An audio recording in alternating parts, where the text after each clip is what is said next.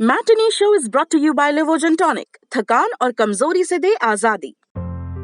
इतनी थकान, मैराथन भाग रहे हो? मैराथन? अरे मैं तो रोज ऐसे ही थकी रहती हूँ। थकान और कमजोरी खून में आयरन की कमी के लक्षण हैं। लीजिए लिवोजेन टॉनिक। इसमें है ऑर्गेनिक आयरन और कई ऐसे तत्व जो दें थकान से आजादी।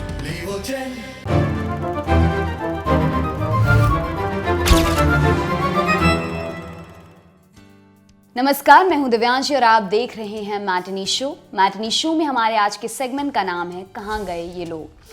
आज के इस एपिसोड में हम बात करेंगे एक एक्ट्रेस की जिनकी पहली फिल्म ने दुनिया भर में तूफान मचा दिया, मगर लॉन्च करने वाले फिल्म मेकर ने ही उन्हें कोर्ट में घसीट लिया। इससे निपटी तो सामना एक जानलेवा एक्सीडेंट से हुआ जिसने उनका चेहरा खराब कर दिया। पर्सनल लाइफ, मीडिया के साथ विवाद और कई फिल्मों में गेस्ट अपीयरेंस ने उनके करियर को कभी वो उड़ान नहीं दी जिसका सपना लेकर ये लड़की मुंबई आई थी। हम बात कर रहे हैं परदेस फेम महिमा चौधरी की। महिमा चौधरी का जन्म 13 सितंबर 1973 को दार्जिलिंग में हुआ था। मम्मी पापा ने नाम रखा था ऋतु चौधरी। शुरुआती पढ़ाई लिखाई लोकल डाउनहिल स्कूल में हुई।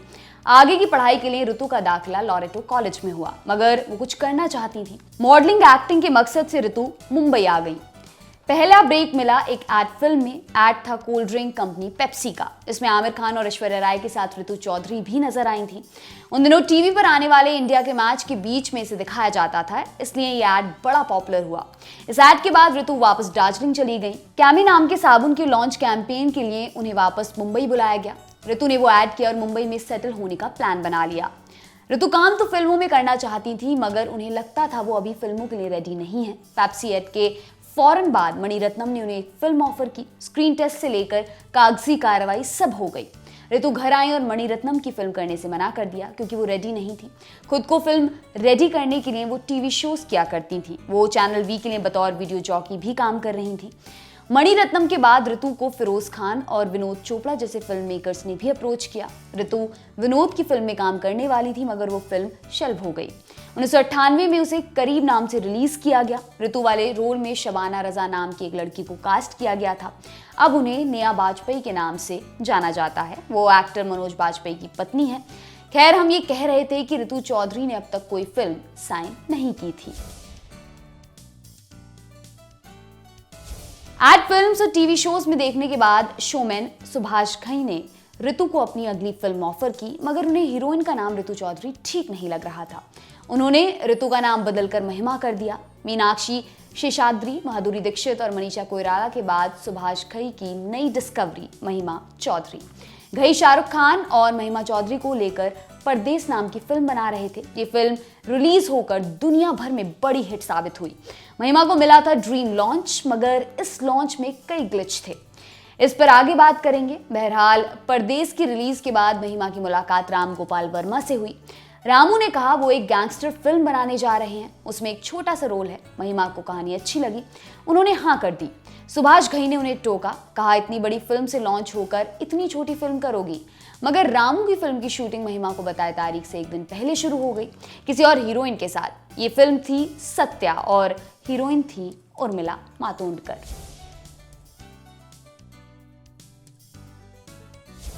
महिमा और सुभाष घई के बीच सबसे बड़ा विवाद था कॉन्ट्रैक्ट को लेकर। इस कॉन्ट्रैक्ट में लिखा था कि अगले 5 साल तक घई की परमिशन के बिना महिमा कोई film, TV show, stage show या मॉडलिंग असाइनमेंट नहीं कर सकती। इस कॉन्ट्रैक्ट में यह भी लिखा था कि वो परदेस के बाद घई के साथ 3 और फिल्में करेंगी। उन्हें पहली फिल्म के लिए 5 लाख रुपए, दूसरी फिल्म के लिए 7 लाख रुपए और तीसरी फिल्म के लिए 10 लाख रुपए मिलेंगे। मगर दिक्कत तब शुरू हुई जब महिमा ने कॉन्ट्रैक्ट की अवमानना शुरू की। कॉन्ट्रैक्ट के क्लॉज के मुताबिक महिमा एड फिल्म्स, फीचर फिल्म्स और डांस टूर से आई कमाई का 35% हिस्सा घई के प्रोडक्शन हाउस मुक्ता आर्ट्स के स्टाफ फंड में देंगी। यह कॉन्ट्रैक्ट 9 अगस्त 2002 तक वैलिड था। कॉन्ट्रैक्ट के मुताबिक ना चलने से घई महिमा से इतने नाराज हुए कि 5 साल का कॉन्ट्रैक्ट तोड़ दिया। उन्होंने अपनी अगली फिल्म ताल से महिमा को बाहर कर ऐश्वर्या राय को साइन कर लिया। फाइनली इन दोनों के बीच का यह मामला कोर्ट पहुंच गया, मगर छीछा लेदर के डर से दोनों पार्टियों ने समझौता कर लिया। कॉन्ट्रैक्ट टूट गया। आगे महिमा ने कभी सुभाष घई के साथ काम नहीं किया।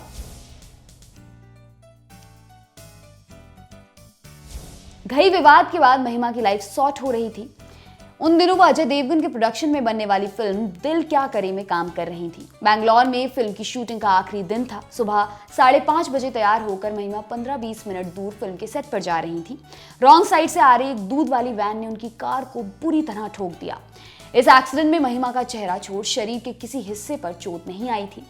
खिड़की के पास बैठने की वजह से उनके चेहरे में शीशे के ढेर सारे टुकड़े घुस गए थे। फटाफट उन्हें बैंगलोर के अस्पताल में भर्ती करवाया गया, मगर अजय ने कहा कि उनका इलाज बंबई में होना चाहिए क्योंकि वहां उनकी जान पहचान के अच्छे डॉक्टर्स हैं। महिमा को बंबई लाया गया। चोट तो थी मगर शूटिंग की भी जल्दी थी क्योंकि सिर्फ 1 दिन का शूट बचा हुआ था। हालांकि अजय ने महिमा पर किसी तरह का प्रेशर नहीं डाला। वो उन्हें ठीक होने का समय दे रहे थे। जब महिमा के चेहरे के घाव भर गए तो वो चुपके से फिल्म के आखिरी दिन की शूटिंग निपटाने सेट पर आई, मगर कुछ मीडिया वालों ने दूर से उनकी फोटो खींच ली। इसमें महिमा के चेहरे पर दाग नजर आ रहे थे। महिमा अपने एक हालिया इंटरव्यू में बताती कि मशहूर फिल्म मैगजीन स्टारडस्ट ने उस तस्वीर को अपनी मैगजीन में छाप दिया। उस फोटो के साथ ये हेडलाइन लिखी हुई थी, we can actually call her Scarface, यानी हम वाकई उन्हें स्कारफेस बुला सकते हैं। स्कारफेस का इस्तेमाल यहाँ लिटरल और मेटाफर दोनों तरीके से किया गया। स्कारफेस अल पचिनो की बड़ी चर्चित फिल्म का नाम है। वहीं स्कारफेस का शाब्दिक अर्थ होता है जिसके चेहरे पर कटने, जलने या छिलने के निशान हो। ये चीज महिमा को बड़ी खली।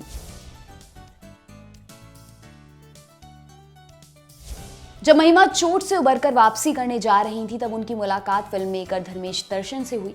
धर्मेश की पिछली फिल्म मेला साल 2000 की सबसे बड़ी फ्लॉप साबित हुई थी, मगर उनके पास धड़कन नाम की एक दूसरी फिल्म तैयार थी। इस फिल्म के आखिर में सुनील शेट्टी का किरदार मर जाने वाला था, मगर धर्मेश ने इस फिल्म को थोड़ा मॉडर्न टच देने का प्लान बनाया। उन्होंने महिमा के साथ मुलाकात में धड़कन का भी जिक्र किया। वो चाहते थे कि महिमा इस फिल्म में एक छोटा सा रोल करें। महिमा ने उस वक्त कुछ नहीं कहा, मगर उन्होंने तय कर लिया था कि फिल्मों में अब गेस्ट अपीयरेंस नहीं करने हैं। धर्मेश को मना करने के लिए महिमा अपने मैनेजर के साथ उनके आवास पर पहुंची। धर्मेश ने कहा कि वो महिमा को धड़कन दिखाना चाहते हैं। फिल्म देखने के दौरान महिमा सुनील शेट्टी के किरदार के लिए इतना बुरा फील करने लगी। इसी वजह से वो फिल्म में गेस्ट अपीयरेंस के लिए तैयार हो गई। फिल्म में उनके हिस्से एक गाना और कुछ सीन्स थे। अक्सर इस दुनिया में नाम का ये गाना बड़ा हिट हुआ, मगर नाना करते हुए महिमा ने सलमान खान की तेरे नाम में भी कैमियो किया। वो फिल्म के गाने ओ जाना में सलमान के साथ नजर आती हैं, मगर इस तरह के रोल्स की वजह से लोगों ने महिमा को सीरियस रोल्स में अप्रोच करना बंद कर दिया। हालांकि लज्जा, दिल है तुम्हारा, LOC कारगिल और बागबान जैसी फिल्मों में उनके काम को पसंद किया गया, मगर धीरे धीरे उन्हें बॉलीवुड की सो कॉल्ड बड़ी फिल्में मिलनी बंद हो गईं। वो आगे फिल्म स्टार, होम डिलीवरी और सैंडविच जैसी घिसी पिटी फिल्मों में नजर आईं।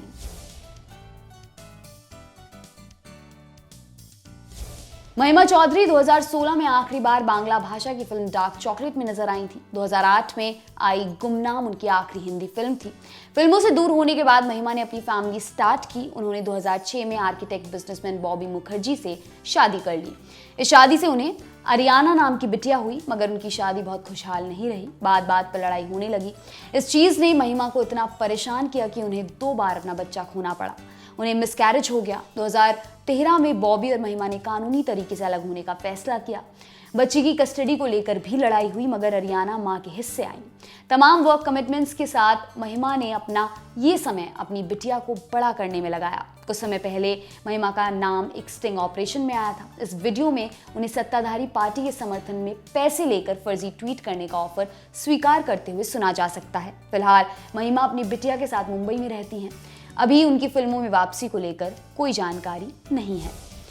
तो आज की बातचीत यहीं तक। कल फिर से मुलाकात होगी। तब तक के लिए बने रहें हमारे साथ और देखते रहें दी लल्लन टॉप। शुक्रिया।